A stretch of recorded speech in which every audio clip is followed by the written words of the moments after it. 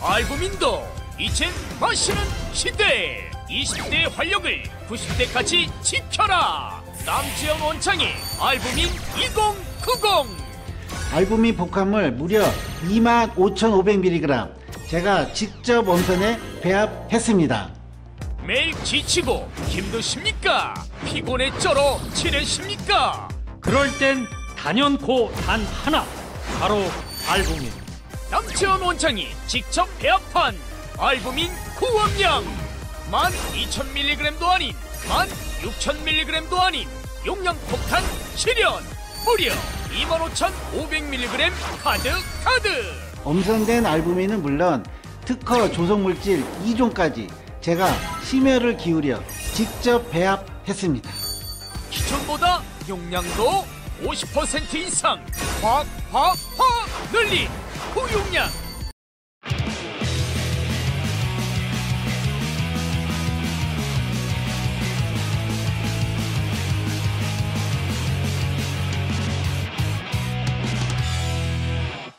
안녕하세요. 아시아투데이TV 시청자 여러분, 오늘도 평일 오후 2시 변함없이 여러분을 찾아온 장예찬의 정치펀치입니다. 이번 주부터 매주 월화수목 평일 내내 오후 2시에 장예찬의 정치펀치가 방송되는 것 다들 알고 계시죠? 꼭 아시아투데이TV 구독과 좋아요 그리고 알람 설정으로 매일 오후 2시 저와 함께 정치권의 다양한 현안과 그리고 비하인드 스토리를 짚어보는 정치펀치 함께 해주시고 응원해주시면 너무 감사하겠습니다. 오늘도 일찍부터 들어와 주시는 코코아2님, 에스민님, 와토님, 소꿉친구님 등등 항상 함께 해주시는 분들께 진심으로 감사드립니다. 네, 오늘은 주요 정치인들, 우리나라를 이끌어가는 3명의 굵직한 발언으로 정치펀치 시간을 조금 준비해봤습니다. 먼저 윤석열 대통령 측에서는 석동현 변호사가 오늘 외신과 내신을 만나 윤석열 대통령 변호인단의 입장과 추후 일정 등에 대해서 기자분들과 질의응답을 주고받았는데요. 여기서 윤석열 대통령은 내란죄에 동의하지 않는다. 그리고 이것은 국민 눈높이에서 바라본 상식적인 생각이다. 내란이라는 것을 국민들께 다 알리고 하는 경우가 어디 있느냐라고 분명한 입장을 밝혔습니다. 지금 국회를 보면 민주당이 그리고 일부 좌파 언론들이 12월 3일에 있었던 계엄을 자기들 마음대로 내란으로 단정 지으면서 국민의힘을 내란 동조 정당이라고 몰아붙이고 심지어는 추경호 전 원내대표를 내란의 공동정범으로 적시한 탄핵 소추안을 통과시키기도 했는데요. 이런 말도 안 되는 무죄 추정이 아니라 유죄 추정, 내란 확정의 시국에서 윤석열 대통령 측에서 내란죄에 동의하지 않는다라는 입장을 다시 한번 명확히 밝힌 셈입니다. 아무래도 이것이 앞으로 벌어질 여러 수사기관의 조사와 특히 헌법재판소의 심판 과정에서 가장 결정적인 쟁점, 탄핵이 되느냐 마느냐의 분수령이 될 것이기 때문에 이런 입장으로 다시 한번 은근슬쩍 이걸 내란으로 확정지어서 몰아가는 그런 분위기, 선을 그었다라고 해야 될 것 같고요. 그리고 또 한 사람, 어제 저희가 정치펀치 시간에서 한독수의 어깨에 나라의 운명이 걸려있다라는 이야기를 했는데요. 한독수 국무총리, 현재는 대통령 권한대행입니다. 한독수 대행이 이재명과 민주당의 6대 압법에 대해서 제2요구권, 거부권을 당당하게 행사했습니다. 오늘 국무회의에서 있었던 한독수 권한대행의 이야기 등을 하나하나 짚어보고 대체 어떤 법안들이 문제가 됐는가 한번 여러분과 살펴보겠습니다. 그리고 앞으로 치열하게 전개될 헌법재판소 임명과 관련된 다툼, 그리고 민주당이 위헌적으로 통과시킨 여러 가지 특검법에 대한 한독수 권한대행의 입장은 무엇일지 한번 살펴보겠습니다. 전망해 보겠습니다. 그리고 오늘도 역시나 한독수 권한대행이 거부권을 쓰느냐 마느냐, 그리고 헌법재판관을 위헌적으로 힘에 밀려서 임명하느냐 아니면 원칙대로 권한대행은 임명할 수 없다라고 하면서 임명하지 않느냐에 대한민국의 운명이 걸려있는 것이나 마찬가지이기 때문에 한덕수 권한대행에게 우리가 많은 응원도 보내고 또 메시지도 보내고 하는 운동을 계속 전개해가자라는 말씀을 드릴 수밖에 없네요. 마지막으로는 권성동 원내대표 겸 역시나 당대표 권한대행입니다. 지금 여권은 권한대행 시대라고 해야겠네요. 정부에는 한덕수 총리가 대통령 권한대행으로 중심을 잡고 있고 여당에는 권성동 원내대표가 당대표 권한대행으로 어지러운 국민의힘을 수습하려고 애쓰는 국면 같습니다. 권성동 권한대행이 오늘 아침 이런 공개 발언을 했습니다. 탄핵이 기각되면 그 탄핵안을 발의하고 찬성한 국회의원들 법적인 책임을 져야 된다.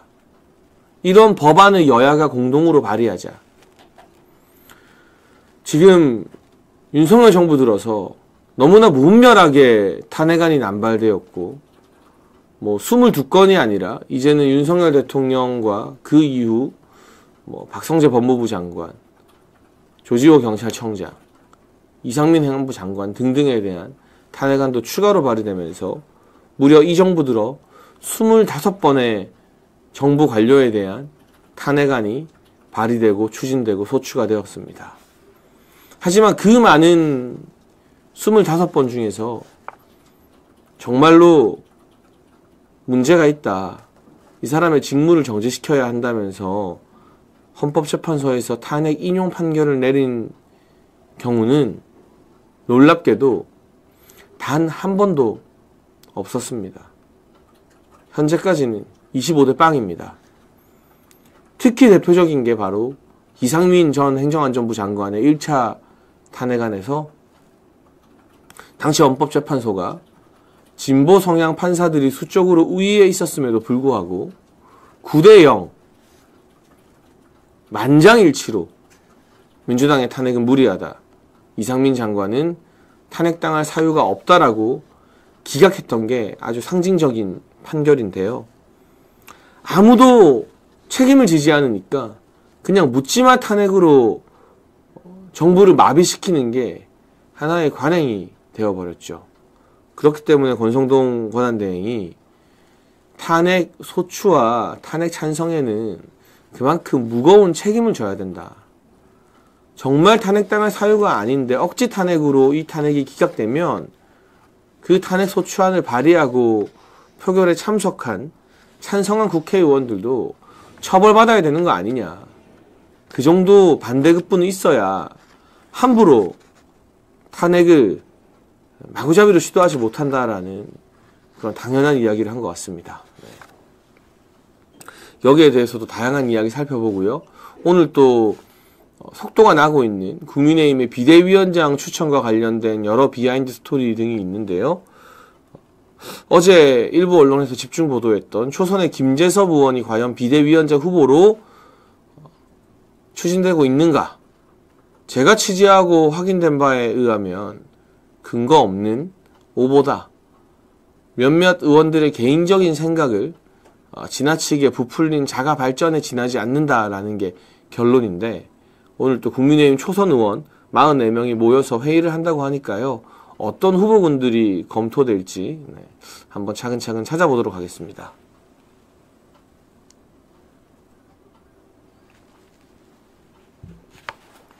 네, 오늘도 박경련님도 참 수고 많이 해주고 계시고요. 쏭님, 또 광주 보수님, 또 여러분들, 최명희님, 제가 자주 보는 분들, 함께 오고 계시고, 이남욱님께서 국가와 민족 정론 언론 지지한다라면서 지금 어려운 시국에 중심을 단단하게 잡고 있는 우리 아시아투데이에 대해서 칭찬해 주시는 말씀을 하신 것 같습니다. 감사합니다, 여러분. 아시아투데이 TV 구독도 많이 해주시고요. 매일 발행되는 글로벌 일간지 아시아투데이 신문도 여러분이 문의 전화 등등의 유튜브 곳곳에 공지로 올라와 있으니까요. 전화하셔서 구독해 주시면 국가와 민족의 미래를 위해서 중심을 잡는데 정말 큰 도움이 될 것 같습니다.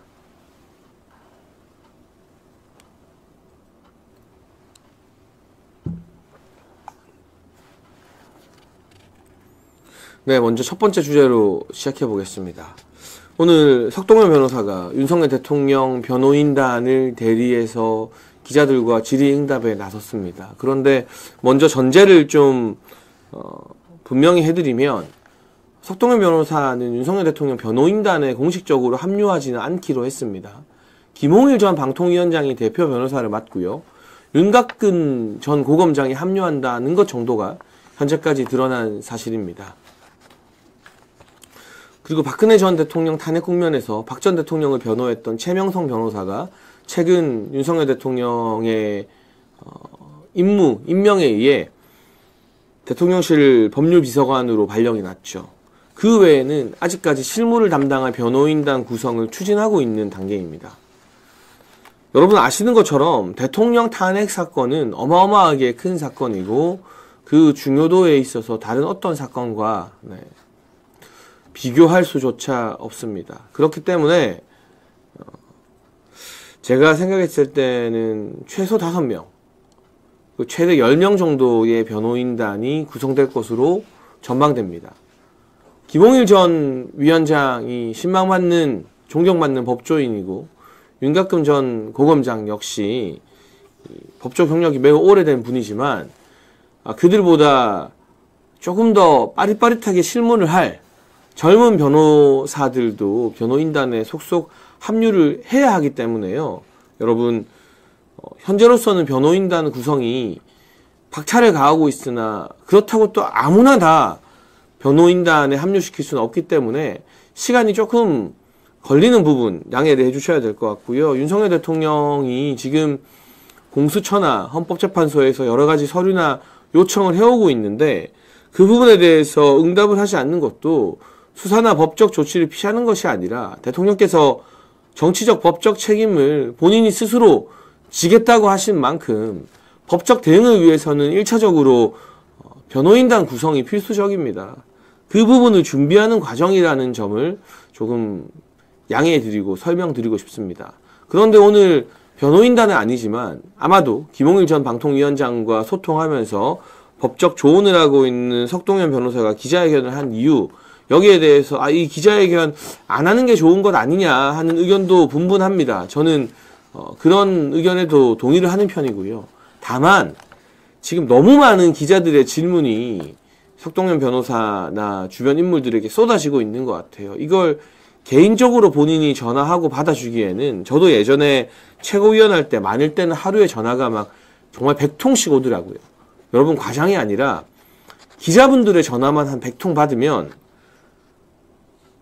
그 하루를 어떻게 보냈는지 정신이 하나도 없고 그리고 대부분 비슷한 질문을 하기 때문에 비슷한 대답을 100번 해야 되는 그러한 애로사항도 있습니다. 아마 그래서 석동현 변호사도 나름대로 제가 추측하기로는 김홍일 전 방통위원장과의 교감 아래에 자신이 이야기할 수 있는 부분만 제한적으로 기자들에게 답변을 해주겠다 하는 차원인 것 같고요.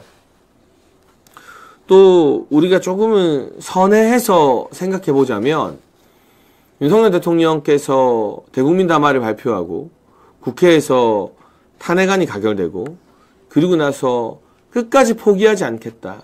국민과 함께 이 무도한 광풍에 맞서 싸우겠다라는 말씀을 하셨는데 그 이후로도 지금 시간이 벌써 일주일이 흘렀습니다.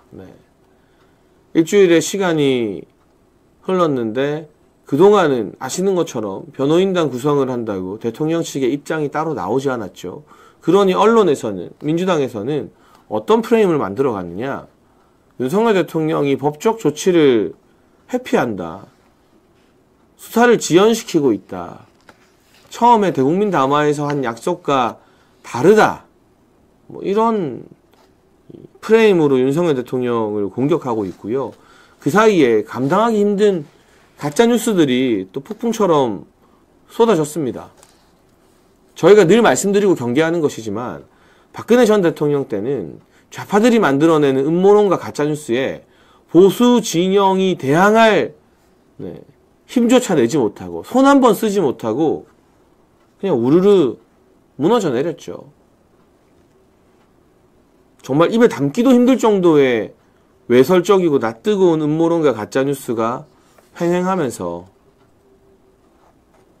박근혜 전 대통령의 탄핵 심판은 법리에 근거한 심판이 아니라 국민 여론에 의한 마녀 사냥 재판으로 몰아간 측면이 있습니다. 그렇기 때문에 헌법재판관 8명이 단 한 사람도 이의를 제기하지 않고 결과적으로는 8대 0이라는 참 비극적인 결과로 박근혜 전 대통령 탄핵을 인용했는데, 시간이 지나고 돌아보니 그 당시 판결의 문제점에 대해서 지적하는 목소리들이 뒤늦게 나오고 있고, 그 당시 박근혜 전 대통령 탄핵 소추에 찬성했던 보수 진영의 많은 정치인들, 지금 국민의힘의 국회의원이나 대권 주자들 중에서도 박근혜 전 대통령 탄핵에 찬성했던 사람들이 많거든요.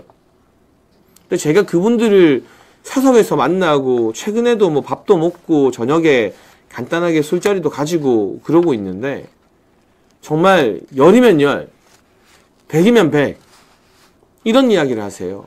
우리가 해봤다. 그때 탄핵해봤다. 그런데 국민 여론에 밀려서 탄핵해보니까 그게 적어도 소신파로 인정받을 줄 알았는데 그거 얼마 안 가더라. 너나 할 거 없이 보수 진영 전체가 다 죽어서 무너져 내리더라. 그 경험이 있는 사람들은 그 당시에 탄핵 찬성을 뼈저리게 후회하면서 그때 그렇게 보수 진영이 분열돼서 탄핵 찬성과 반대로 갈릴 게 아니었다. 하나로 똘똘 뭉쳐서 좌파들의 저 바람몰이 인민재판에 대항했어야 됐다. 그랬다면 훨씬 더 나은 대안이 나오고 문재인이 집권해서 나라를 망치는 일을 막을 수 있었다. 라는 그 심장 깊은 곳에서 나오는 그런 후회를 그 당시 탄핵에 찬성했던 지금 국민의힘 정치인들이 사석에서 식사자리에서 저에게 이야기해주고, 이번 윤석열 대통령 탄핵 소추안 표결을 할 때도 의원총회 등에서 여러 의원들이 그런 이야기를 하면서 솔직한 고백과 반성을 하면서 초선 의원들을 다독거렸다고 하죠. 그런데 그럼에도 불구하고 그 당시 박근혜 전 대통령 탄핵 국면의 경험이 전혀 없는, 그게 얼마나 보수 진영 전체를 괴멸시키는 일인지 상상도 못하는, 나이를 떠나서 정치 경험이 일천하고 빈약한 철딱선이 없는 초선과 비례대표를 중심으로 또다시 탄핵 가결이라는 비극적인 결론을 만들어내고 말았는데요. 어쨌거나 윤석열 대통령의 마지막 담화 이후에 대통령 측의 입장이 나오지 않으면서 민주당의 일방적인 가짜뉴스, 그리고 군 관계자나 경찰 관계자들이 조사를 받으면서 여러 가지 내용을 경찰에 이야기하고 있습니다. 그런데 그 경찰에 이야기하는 내용 자체가 진실이냐? 따지고 보니 그게 민주당이 가이드라인을 주고 친민주당 성향의 변호사들이 붙었고 민주당이 살살 꼬신 거죠. 우리가 원하는 대로 모든 책임을 대통령에게 돌려라. 더 자극적인 이야기를 해라. 그럼 우리가 너네를 공익제보자로 지정해주겠다. 실제로 민주당이 곽종군 특정사령관을 공익제보자 지정해 주려고 했죠. 그리고 그들은 이유여와 이유여와를 불문하고 우리 군을 이끄는 장군들임에도 불구하고 민주당 국회의원들 앞에서 눈물을 흘리거나 민주당 국회의원들과 유튜브를 촬영하거나 하는 참 말도 안 되는 군기 빠진 모습으로 민주당의 소나기에서 놀아나면서 대통령을 공격하는 가짜뉴스의 발생지가 되고 있습니다.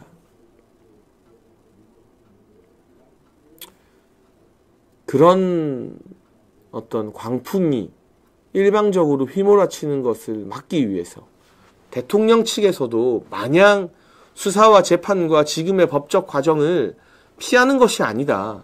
대통령 측의 계획도 나름대로 있다.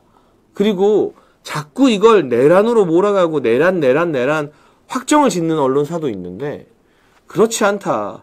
이건 내란이 아닌 것은 명백하다라는 것을 어쨌든 기사 한 줄이라도 더 만들어내기 위해서 저는 좋은 뜻을 가지고 속동현 변호사가 나섰다고 생각을 합니다. 걱정하시는 분들의 의견도 다 일리가 있는데요.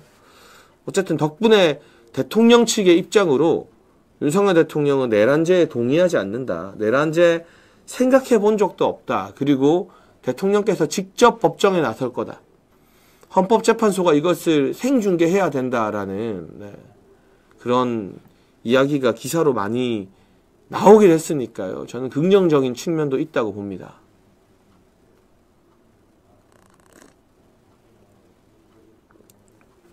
잠깐 댓글 소개해드리면 꿈을 품다님, 장최고 국힘으로 빨리 돌아오세요. 네, 제가 뭐 거기서 최고위원을 했고 이 정부를 만들었는데 다른데 어디로 가겠습니까? 이제 한동훈이 물러났기 때문에 시간 문제라고 생각하고요. 다만 지금 굉장히 당이 혼란스럽고 비대위가 들어서는 국면에서 너무 서두르다가 또 불필요한 논란을 만들면 안 되기 때문에 천천히 시간을 보고 비대위가 구성된 이후에 그 문제를 논의하고 상의하도록 하겠습니다. 지금도 제가 웬만한 국민의힘 의원들이나 당직자보다 더 많이 방송하면서 우리 정부와 또 국민의힘의 입장을 대변하기 위해서 노력하고 있으니까요.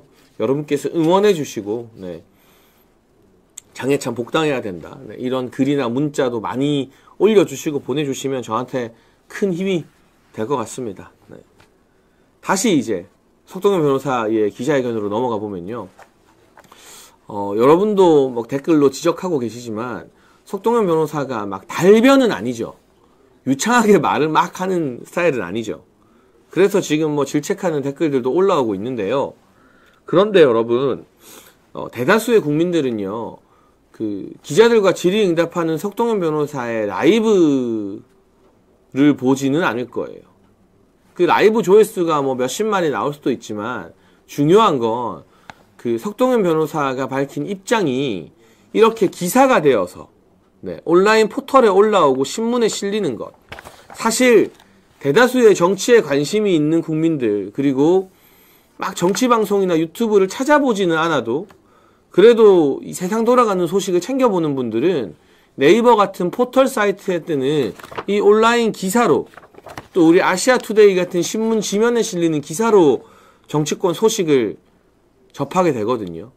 그걸 라이브로 보는 분들이 그리 많지는 않습니다. 그래서 여러분이 걱정하시고 뭐 질책하시고 제가 그거 다 이해는 합니다만, 어쨌든 석동현 변호사가 대통령 변호인단 김홍일 전 방통위원장과 교감하면서 오늘 낸 입장이 기사화가 많이 됐다는 것 자체는 저는 긍정적인 측면도 분명히 있다고 보여집니다.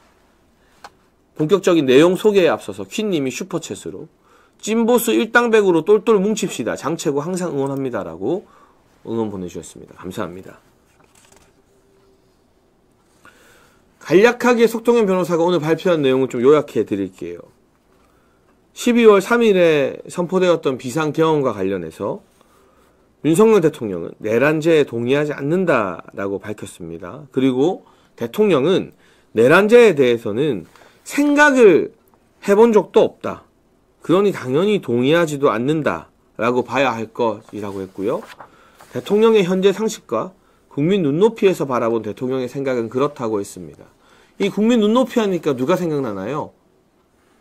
오락가락 말을 바꾸다가 결국 20년 상사이자 형님의 등에 칼을 꽂고 탄핵을 찬성해서 밀어붙이고 대통령 보고 내란을 자백했다고 말한 한동훈이 즐겨 쓰던 말이 국민 눈높이죠. 하지만 자신과 관련된 문제에서는 이 국민 눈높이를 적용하지 않는 내로남불적인 모습을 보였는데요.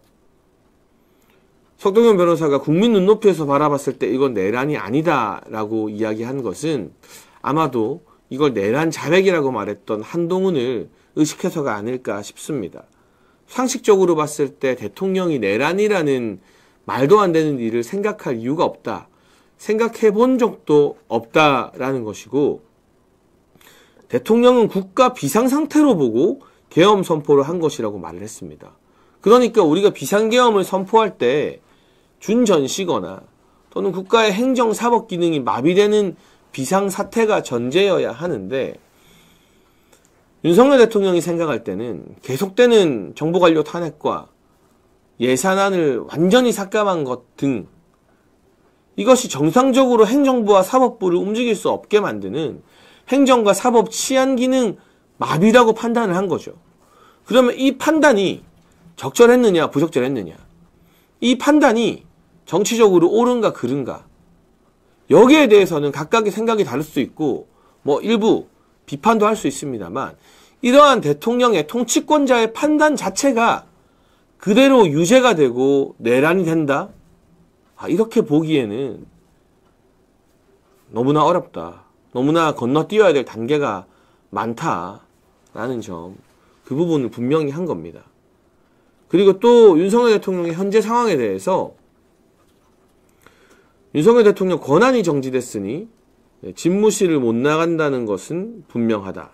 현재 생활하는 관저에 계시면서 여러 가지 중지를 모으고 생각을 구상 정도 할 것 같다라고 말했습니다. 여러분 아시는 것처럼 지금 대통령 직무가 정지되어 있기 때문에 용산 대통령실로는 나갈 수가 없습니다. 그리고 공식적으로 대통령실 직원들의 조력과 보좌를 받을 수 없는 상황이라고 합니다.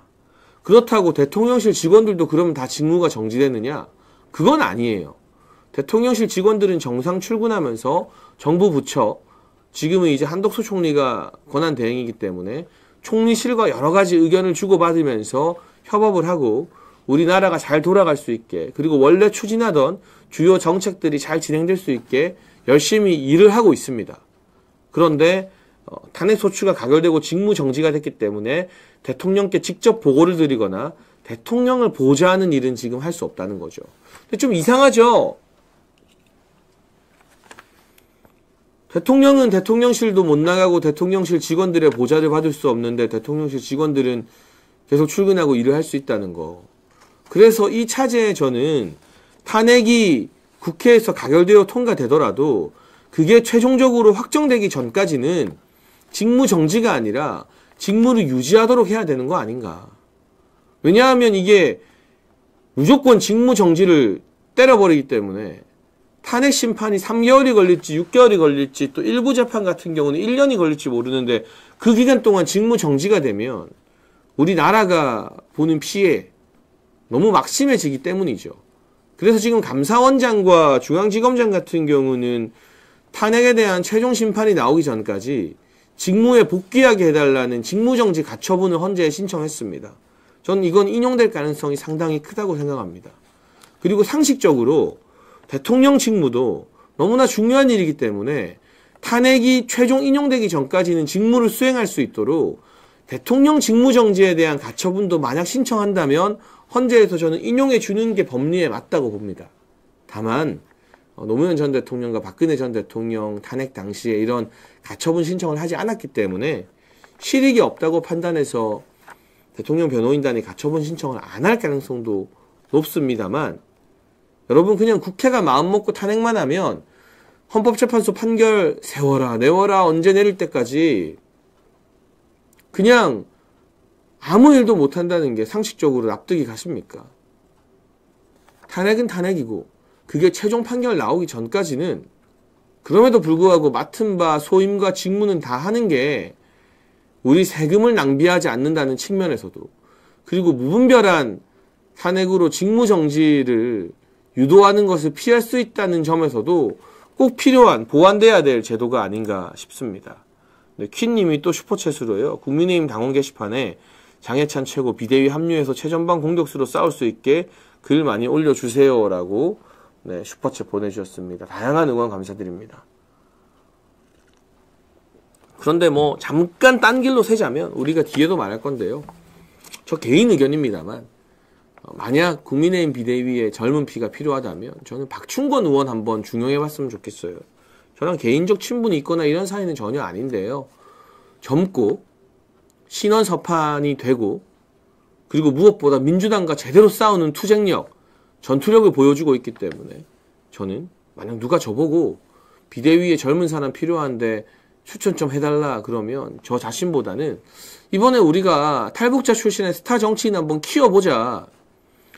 아니, 젊은 정치인이라고 하면 맨날 눈치나 보고 민주당 편인지 우리 편인지도 모르겠는 그런 사람들 소장파로 띄워주지 말고 제대로 민주당과 싸우는 전투력 만땅인 박충권 의원 국회 대정부 질의에서 본회의장에서 민주당과 야당 190명이 막 소리치고 항의하는데도 조용히 하라고 하면서 지금 간첩 이야기하고 있잖아요 말하는 그 박충권 의원 또 민주당의 노정면 의원이 국민의힘 의원들 보고 당신들 내란 동조범이야 하니까 박충건 의원이 뭐라고 말했냐면요. 네가 헌법재판소야? 닥쳐! 아우 진짜 목처럼 속이 다 시원해지더라고요. 저 개인적으로는 이번 비대위에 젊은 피가 필요하다면 뭐 뒤에도 이야기하겠지만 김재섭 의원 이런 사람들 식상합니다. 너무 정치권에서 소모가 많이 됐어요. 그리고 보수를 결집시키는데 적절한 카드가 아니죠. 그래서 저는 오히려 이번에 박충건 의원 같은 젊은 피를 국민의힘 비대위가 중용해서 제대로 한번 스타로 만들고 키워봤으면 한다라는 개인 의견이 있습니다. 이게 슈퍼챗으로 질문이 나와서 제가 잠깐 옆길로 새서 박충건 의원 추천한다는 이야기 했고요. 국민의힘 비대위 이야기는 나중에 또 더 자세히 하겠습니다. 자, 석동현 변호사가 밝힌 입장을 좀 더 살펴보겠습니다. 고위공직자범죄수사처, 공수처로 이제 검찰 사건이 이첩이 되었죠. 공수처가 출석을 요구할 경우에 대통령께서 응할 생각이 있느냐, 그리고 헌법재판소에서 정한 오늘 27일 1차 변론 준비 기일과 관련해서도 어떻게 되는 거냐 하는 이 질문에는 석동현 변호사도 원론적으로 일단 대통령 변호인단이 공식적으로 구성되고 그 이후에 입장 발표나 대응 기조에 대해서 밝힐 것이다.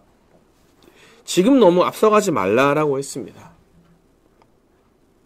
아직 변호인단 구성도 완료가 안 돼서 법적 절차에 대해서 지금 검토하기 좀 이른 단계일 뿐인데 이걸 가지고 몇 년 넘게 몇 달이 아니라 몇 년은 기본으로 재판을 지연시키고 법원에서 보내는 서류 안 받고 재판 기피 신청하고 별의별 짓을 다 하는 이재명이 저렇게 버젓이 야당 대표다, 차기 대선 주자다 떵떵거리고 있는데 윤석열 대통령 같은 경우는 현직 대통령이에요. 지금도 직위가.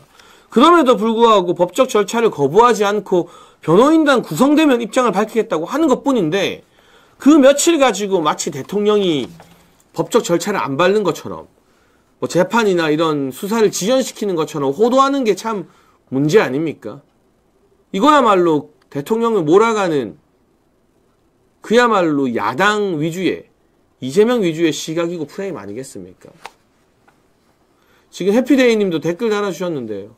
조국 5년 걸렸다. 그렇죠. 조국은 그 간단한 사건 재판받고 확정되는데 5년을 썼어요. 5년을. 그래서 이 부분은 윤석열 대통령의 변호인단이 구성되고 나면 충분히 원론적으로 일정이나 대응 기조를 밝힐 거라고 했고요. 가장 중요한 건 이 부분입니다. 기본적으로 대통령은 법치를 원칙으로 생각하는 분이라면서 이 사태 성격상 대통령께서 당신의 대통령의 생각과 견해, 소신을 밝혀야 할 부분이 있다면 미루지 않고 직접 하실 의지가 있는 것으로 보고 있다. 일부 언론에서 보도가 나온 것처럼 윤석열 대통령께서는 직접 헌법재판소에 출석해서 탄핵 심판 과정에서 변론을 하게 될 것으로 보입니다. 다른 누구의 이야기, 변호인들의 입장이 아니라 윤석열 대통령이 직접 대한민국의 국군 통수권자이자 통치를 하는 행정부 수반으로서 어떤 부분에서 민주당의 폭거 때문에 행정부와 사법부 치안기 등이 다 마비된 비상사태라고 생각을 했는지, 그리고 어떤 부분에서 이 비상계엄을 선포하고 이것이 내란이나 폭동이 아니라 정해진 절차 따라 국회가 해제를 결의했을 때 이걸 또 순순히 받아들였는지 등등에 관한 이야기를 호소력 있게 헌법재판소에서 직접 나와서 변론한다면, 그리고 여기서 아주 중요한 포인트는요, 그게 생중계가 돼야 돼요. 대통령이 재판관들 앞에서 변론을 하는 모습이 생중계가 돼서 윤석열 대통령의 생각과 언어가 그대로 국민들께 전달된다면 여러분 유튜브로 따지면 조회수 1000만은 나오지 않겠습니까? 100만이 문제가 아니라 다 합하면 조회수 1000만 나오겠죠? 그게 뉴스로 생중계되면 시청률 30% 40%는 그냥 넘겠죠? 그러면 아마 대다수의 국민들이 대통령이 저런 생각이었구나, 저래서 그랬구나 라고 고민하게 되지 않을까요? 지난번에 있었던 대국민 담화는 대통령실에서 대국민 담화를 생중계 송출로 내보냈지만 탄핵 심판에 대통령이 직접 나와서 자기 이야기를 하고 목소리를 하고 호소하는 변론을 하는 건 차원이 다르거든요. 그래서 우리는 이제 대통령께서 직접 변론할 의지가 있다는 것을 확인했기 때문에 반드시 생중계가 되도록 헌재를 압박해야 됩니다. 아니 헌법재판소가 자기들이 뭐라고 밀실에서 자기들끼리만 이 판단을 내린단 말입니까? 그리고 정말 공정한 재판 과정이라면 이걸 생중계하지 않을 이유가 단 1이라도 있나요? 재판을 공정하게 진행한다면 생중계하자고 했을 때 재판부가 거부할 이유가 있습니까? 전혀 없죠. 나중에 녹화된 걸 공개하겠다. 그 사이에 헌법재판소에 들어간 방청객이나 기자들이 대통령의 여러 이야기 중에 일부분만을 왜곡하고 발췌하고 앞뒤 맥락을 다 잘라서 기사 다 내보내고 또 이상한 프레임으로 대통령 공격한 다음에 시간 다 지나서 녹화본 공개하면 그게 무슨 의미가 있습니까? 생중계를 해야만 우리 국민들이 언론이 장난치는 것에 속지 않고 대통령의 본뜻을 그 진정성 있는 솔직한 호소를 처음부터 끝까지 국민들이 직접 보고 현명한 국민들이 판단할 수 있는 거죠. 그래서 우리가 이 생중계에 대한 여론을 만들어가는 게 굉장히 중요하고요. 저희가 이 헌법재판소 3명의 임명을 한덕수 권한대행이 할 수 없다. 국민의힘이 선을 긋고 진지를 구축해서 맞서 싸워줘야 된다고 이야기하니까 실제로 권성동 원내대표와 국민의힘 입장이 그렇게 바뀌었잖아요. 헌법재판소 생중계하라는 요청도 우리가 여기서 뜻을 나누고 의견 일치를 이뤄서 여기저기 댓글 남기고 글 올리고 하면요. 그리고 국민의힘 의원들한테 문자 많이 보내면요. 그러면 국민의힘 의원들도 움직이게 돼 있습니다. 헌법재판소 6인으로 해야 된다는 거, 국민의힘 정치인 아무도 이야기 안 꺼내던 거 제가 최초로 언급하고 방송에서 페이스북에 입장 내고 여러분이 문자 많이 보내고 글 올리고 해서 결국 권성동 원내대표가 공식 입장으로 내버렸잖아요. 네. 그래서 우리가 이 헌법재판소 윤석열 대통령의 변론을 생중계하라는 것도 우리가 만들어가면, 우리가 문자 보내면, 우리가 게시판에 글 올리고 댓글 달면 충분히 여론이 형성되고 국민의힘 의원들도 움직여가지고 헌법재판소에 강하게 요구하게 될 겁니다.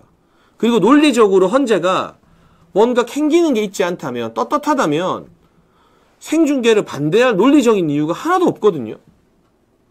그렇기 때문에 여기에서 이슈를 선점하는 것부터 우리가 이 헌법재판소 생중계를 좀 강하게 이야기하고 주장을 해야 될 것 같습니다. 잠깐 또 슈퍼챗 소개해 드릴게요. 최명희님께서 슈퍼챗 보내주셨습니다. 내란 상설특검 찬성, 국민의힘 의원들 23명의 이름을 보내주셨는데요. 제가 있는 그대로 읽어드릴게요. 이 사람들이 이 내란 특검에 찬성한 국민의힘 국회의원들입니다. 곽규택, 김건, 김도읍, 김상욱, 김소희, 김예지, 김용태, 김희상, 김재섭, 김태호, 김영동, 박수민, 박정아, 배준영, 배현진, 서범수, 안상훈, 안철수, 우재준, 조경태, 진종호, 한지아. 이 23명이 높은 확률로, 아주 높은 확률로 이 중에 12명은 대통령 탄핵안에 찬성표를 던졌을 것이고, 찬성표에 집계되진 않았지만 기권이나 무효표가 10몇 표 나와서 합치면 23표 정도 되거든요. 나머지 사람들은 아마 기권이나 무효표를 던졌겠네요. 이 23명의 이름을 우리가 똑똑히 기억할 필요가 있다는 생각이 듭니다. 네, 알려주신, 또 슈퍼챗 보내주신 최명희님 감사드립니다.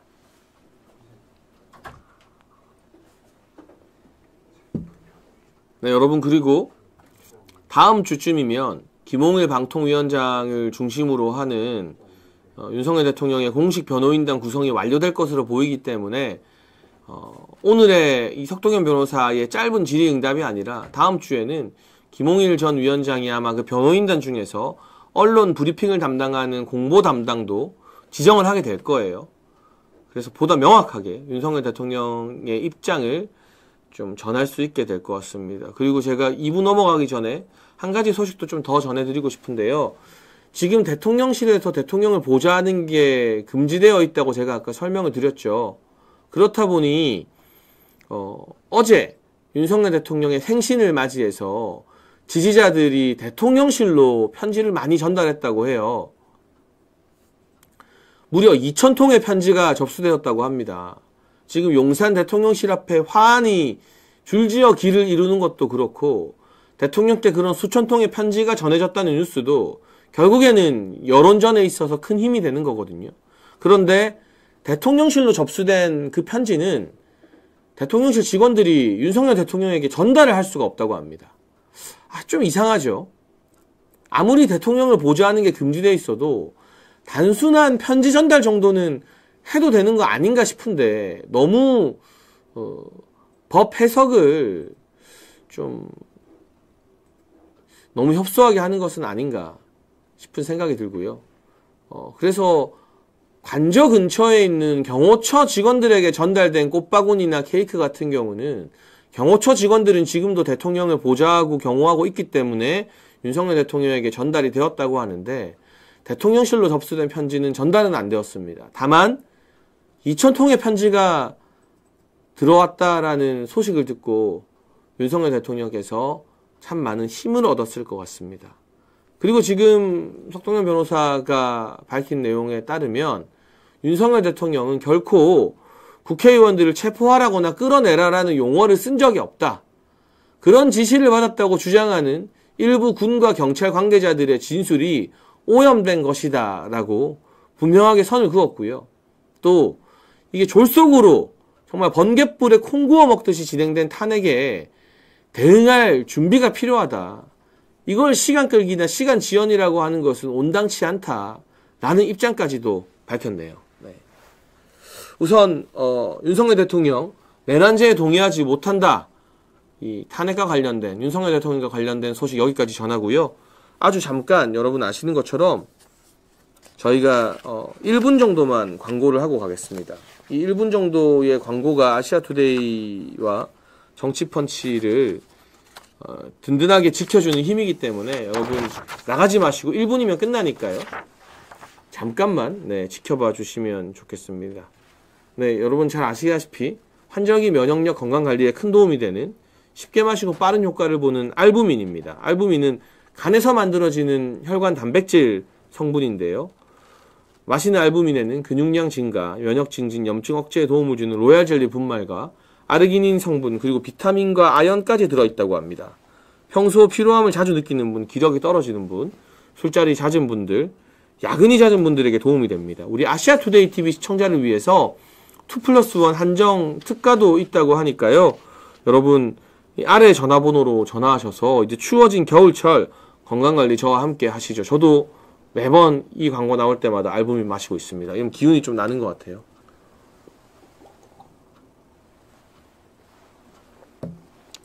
광고 핑계로 저도 기력 충전을 좀 하고 있습니다. 네.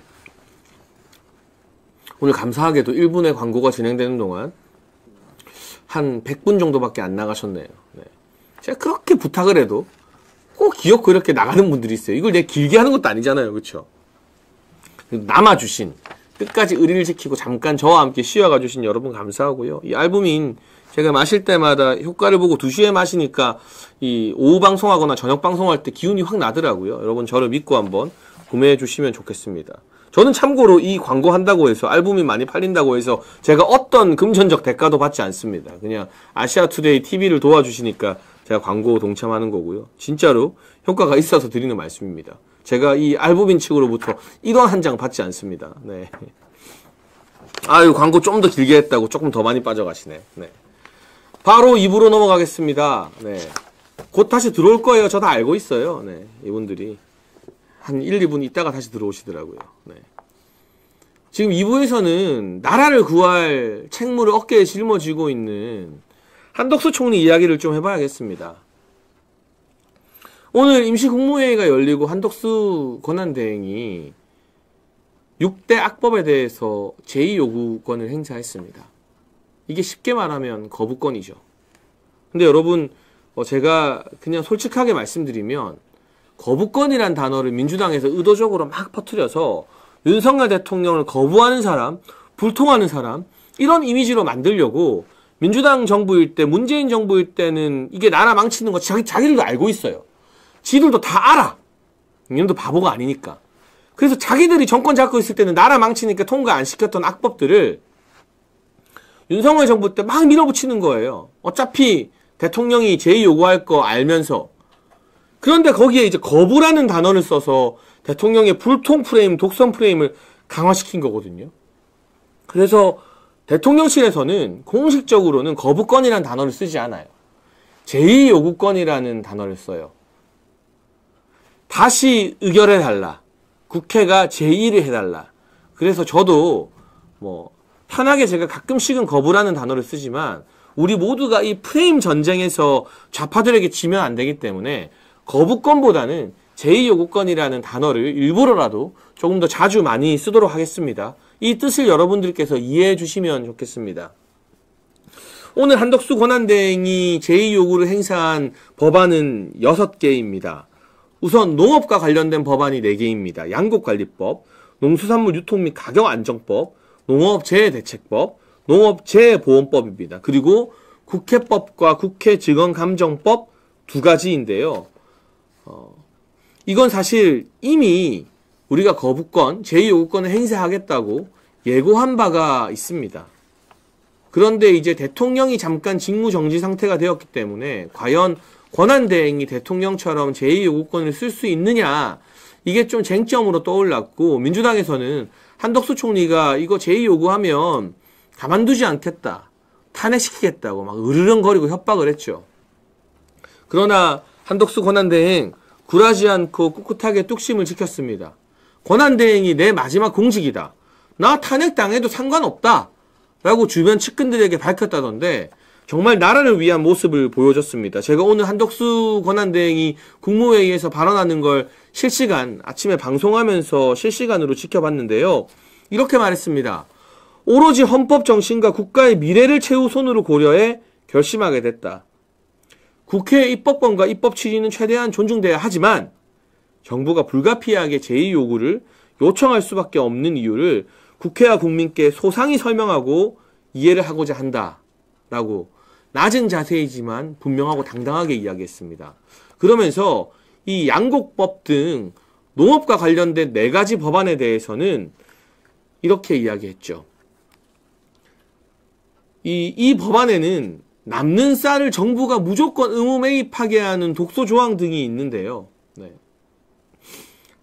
한덕수 권한대행이 이렇게 이야기했습니다. 오히려 양곡의 시장 가격이 일정 가격 미만인 경우 정부가 그 차액을 지급하도록 하는 양곡 가격 안정제 도입 규정이 추가돼서 의결됐다. 이 개정안이 시행되면 고질적인 쌀 공급 과잉 구조를 고착화해 쌀값 하락을 더욱 심화시키는 결과를 초래할 뿐이다. 또 정부의 한정된 재정 상태를 고려했을 때 쌀 의무 매입 제도와 양곡 가격 안정제 시행에 막대한 재정이 투입된다면 스마트팜 확대, 청년 농업인 육성 등 대한민국의 미래를 위한 농업 농촌 투자를 매우 어렵게 할 것이다. 그리고 농산물 가격 안정제가 시행되면 농산물 생산이 가격 안정제 대상 품목으로 집중돼서 농산물 수급 및 가격이 매우 불안정해질 것이다. 과도한 재정 부담이 발생하고 이로 인해 미래 농업 농촌을 위한 재원 배분이 어려워진다. 그리고 재해보험법도 말은 좋아 보이지만 재해 발생 시 피해를 입은 시설의 복구 및 피해 주민의 생계 안정을 위한 지원을 넘어서 재해 이전의 생산에 투입된 비용까지 보정하는 내용을 담고 있다. 국가가 재해 복구비 외 생산비까지 보상하는 것은 재난안전법상 재해지원의 기본 원칙에 반한다. 다른 분야와의 형평성 문제 및 도덕적 해이가 우려된다. 제가 어제 설명드린 것처럼 이 양곡법 등과 농업법이 통과되면 우리 농촌의 경쟁력이 다 죽게 됩니다. 이제는 그냥 묻지마 쌀농사만 짓게 돼요. 그리고 농산물 가격 안정제에 등록되지 않은 품목은 아무도 안 지으려고 하겠죠. 그러면 가뜩이나 우리 농업 경쟁력이 떨어지고 있고 농업 경쟁력을 끌어올려야 되는데 모두 쌀농사, 벼농사에 집중하게 되면서 또 이 쌀을 의무적으로 구매하기 위해서 우리 정부가 1년에 무려 3조에 가까운 돈을 내야 되면서 우리 정부의 재정으로 스마트팜이나 청년농부 육성 이런 걸 해야 되는데 여기에 들어갈 돈이 쌀 의무 매입하는데 다 들어가게 되는 거예요. 이게 결과적으로는 우리 농업의 미래, 농촌의 미래를 망치는 일이다 라는 점에서 한덕수 권한대행이 제2요구를 뚝심 있게 결정을 했고요. 진짜 심각한 건 따로 있습니다. 또 국회법 개정안입니다. 이 중에서 국회 증언감정법 개정안은 한덕수 총리가 이렇게 이야기했습니다. 중요한 안건 심사와 청문회까지 동행명령 제도를 확대하는 것은 헌법상 비례의 원칙과 명확성의 원칙을 위반해 국민의 기본권인 신체의 자유를 침해할 소지가 크다.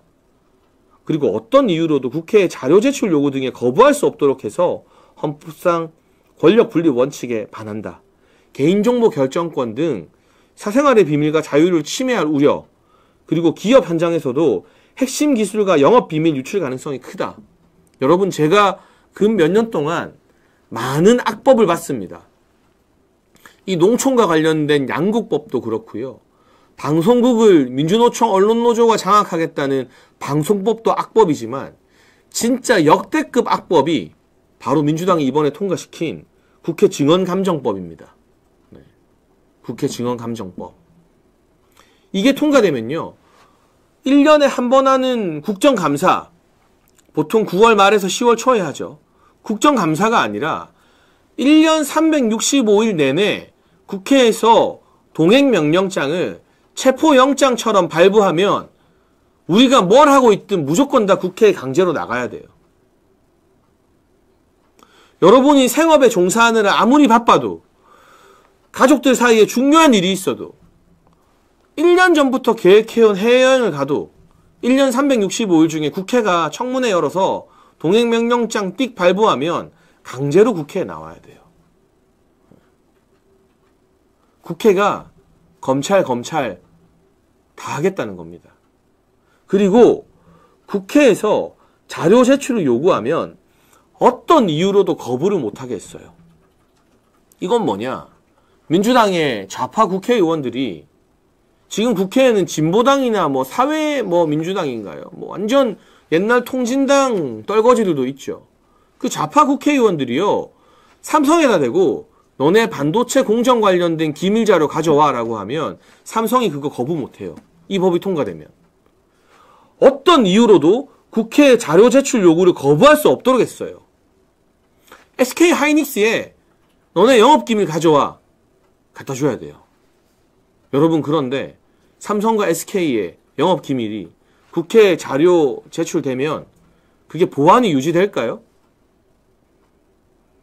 그 민주당과 좌파 국회의원들과 연결되어 있는 또 다른 세력으로 그 영업기밀들, 기술 보안 등이 줄줄 유출되지 않을까요? 혹시나 이런 영업기밀들이 중국으로 흘러나갈 가능성은 없을까요?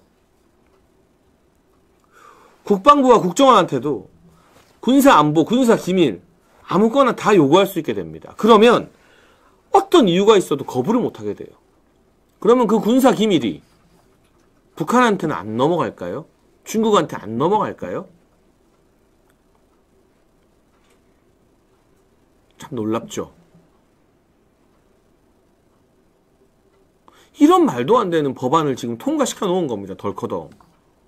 이거 만약 윤석열 대통령이 없었다면, 그리고 한덕수 권한대행이 버티지 않았다면, 이거 통과되면요, 대한민국 기업과 군사 안보 전체가 민주당 손아귀에서 노란하게 생긴 거예요.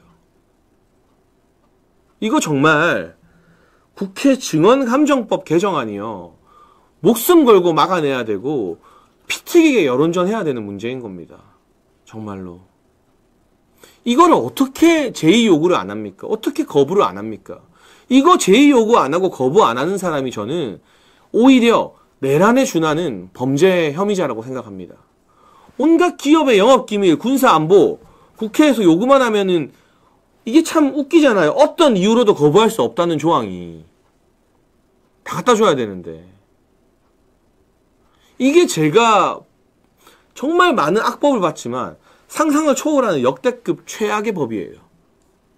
한덕수 권한대행이 다행스럽게도 본인이 탄핵도 불사하겠다면서 제2요구권 행사했습니다. 그러나 민주당은 또 반발하고 난리치겠죠.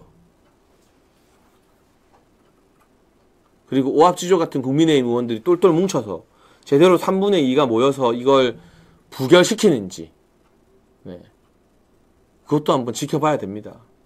그런데 정말 이 국회 증언감정법은요, 진짜 심각한 거예요, 여러분. 이 법이 통과되면 우리가 국회, 특히 국회를 장악한 민주당이 대한민국의 모든 기업과 모든 군사안보 시설을 다 자기들 손아귀에서 들여다보는 그 민주당 국회 독재 시대가 열리는 거예요. 지금은 당연히 탄핵 반대, 헌법재판관 임명에 우리가 전선을 치고 싸워야 되지만 헌재 생중계까지도 본질적으로는 이 국회 감정증언법 개정안 가지고 우리가 목숨 걸고 싸워야 될 겁니다. 박찬대 원내대표는 아니나 다를까 한덕수 권한대행 보고 내란 수개의 말을 들을 것이냐, 응분의 책임을 질 것이라면서 입에 담기 힘든 막말로 비난과 협박을 퍼부었습니다.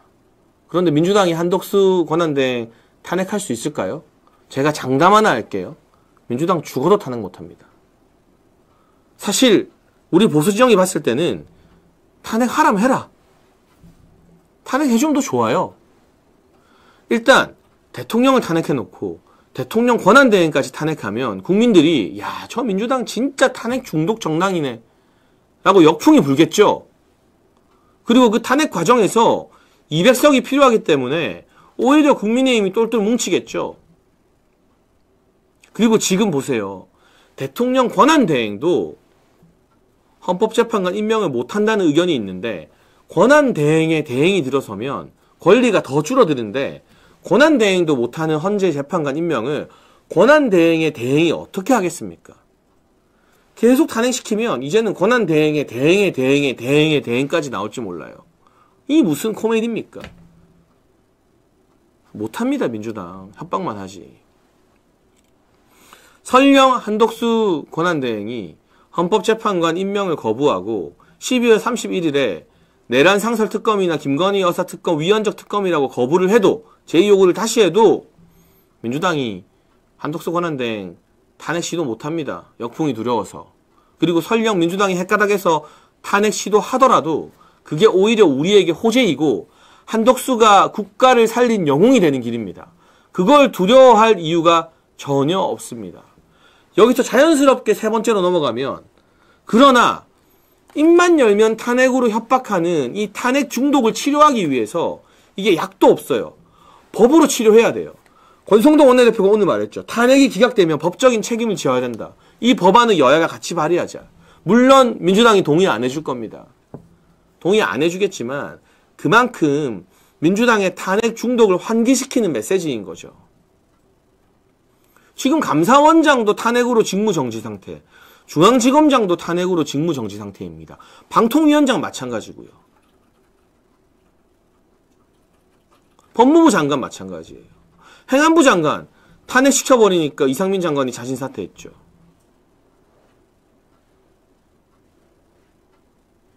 국방부 장관 탄핵시키니까 직무정지되니까 자진 사퇴했잖아요. 행정부를 마비시키고 있잖아요. 이게 수사기관 마비로도 넘어가잖아요. 헌법기관인 감사원도 마비시켰잖아요.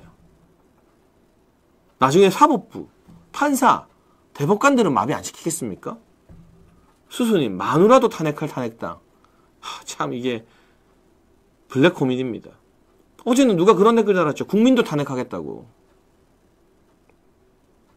그러니 이런 무분별한 탄핵에 국회의원들도 책임을 져야 된다. 탄핵이 기각되면 너네도 직권남용으로 처벌받아라. 이 법안이 실제 통과될 가능성은 낮지만 오죽하면 권성동 대표가 이런 이야기까지 꺼내겠습니까? 마토님, 나는 언제 탄핵하려나. 그러게요. 네. 오죽하면. 그런데 현실적으로 탄핵 기각 시 국회의원들에게 책임을 묻는 게 불가능하다면 탄핵이 무분별하게 남발되면서 행정부가 마비되지 않도록 탄핵 인용 판결이 떨어지기 전에는 직무를 계속 하게 하는 것이 저는 국가의 행정 기능을 유지하는 수단이라고 생각합니다. 무조건 가결만 되면 직무 정지가 돼버리니까 이게 논리적으로는 장관들 다 탄핵시키면 국무회의도 못 열어요, 이제. 이 부분에 대해서 가처분 신청도 적극 활용이 되어야 되지만 탄핵 즉시 직무 정지가 되는 것이 과연 헌법의 원칙에 맞는 것인지, 우리나라 헌법에 무죄 추정의 원칙이 있잖아요. 그러니까 함부로 윤석열 대통령한테 내란거리는 민주당이나 좌파 언론들이 그 원칙을 어기고 있는 거고, 자기들은 이재명이 전과도 있지만 1심에서 징역 1년 나왔잖아요. 재판받고 있잖아요. 측근들 다 유죄 떨어지고 있잖아요. 그래도 뭐라고 합니까? 무죄 추정 원칙 이야기하면서 이재명 범죄자라 부르지 말라 하잖아요. 이재명이 지금 직무를 하잖아요. 대선도 나오겠다잖아요. 3심 확정이 안 되면.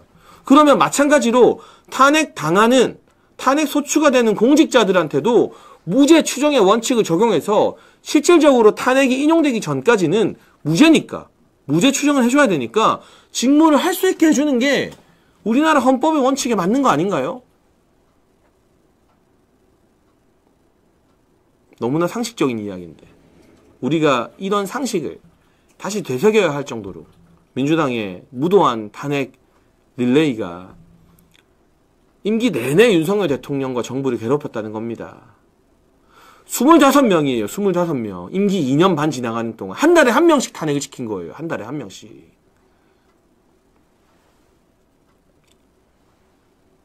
여러분이 보시기에 권성동 원내대표, 당대표 권한대행이 또 부족한 부분도 있고 질책받을 부분도 있겠지만 이렇게 이슈 선점을 하면서 최선을 다하고 있고, 무엇보다 헌법재판관 추가 임명 반대라는 당의 공식 입장을 딱 내세우고 있으니까요. 조금 더 응원하고 잘하는 건 잘한다 칭찬하면서 지켜보면 좋겠다는 생각이 들고요.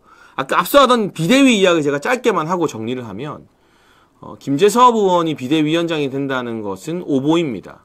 일부 그런 생각을 가진 의원들이 있지만 자기들이 분위기 잡으려고, 바람 잡으려고 그거를 기사를 내고 퍼뜨린 겁니다.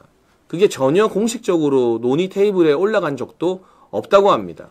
그리고 무엇보다 국민의힘에 90명 정도 되는 의원들이 탄핵에 반대했는데 당론을 어기고 탄핵 찬성한 사람을 비대위에 넣게 되면 국민의힘의 수많은 당원과 의원들을 다 바보로 만드는 일이잖아요. 저는 그건 전혀 옳지 않은 길이라고 생각을 하고요. 만약에 젊은 사람이 필요하고 참신한 피가 필요하면 아까 제가 말한 박충권 의원, 그런 젊은 피를 좀 기용해서 키워봤으면 좋겠습니다. 그리고 저도 젊은 정치인이지만 젊다고 하는 사람들이 민주당과 싸운 적이 있습니까? 김재섭 의원이 민주당과 싸우는 거 본 적 있으세요? 민주당과 싸우는 설전으로 화제가 되거나 뉴스에 난 적이 한 번이라도 있나요? 없죠.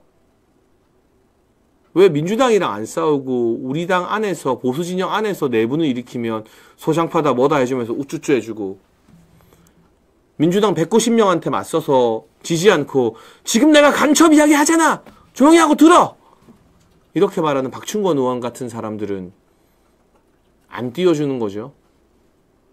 저는 국민의힘이 정상적인 정당, 멀쩡한 정당, 정말 보수 가치를 수호하는 정당이 되고 민주당과 싸워 이기는 정당이 되려면 민주당을 이기고 민주당과 싸우는 사람을 비대위원으로 만드는 게 맞다고 봐요. 그래서 말도 안 되는 김재섭, 그리고 국민의힘 의원들 사이에서 왕따나 마찬가지인 조경태, 이런 사람들이 아니라 박충거 같은 사람들 우리가 좀 키워보자. 탈북자, 젊고 외모로 평가하면 안 되지만 잘생겼고 말도 잘하고 전투력도 있고 그 누구보다 보수의 가치를 잘 알고 있죠. 북한이 싫어서 왔으니까.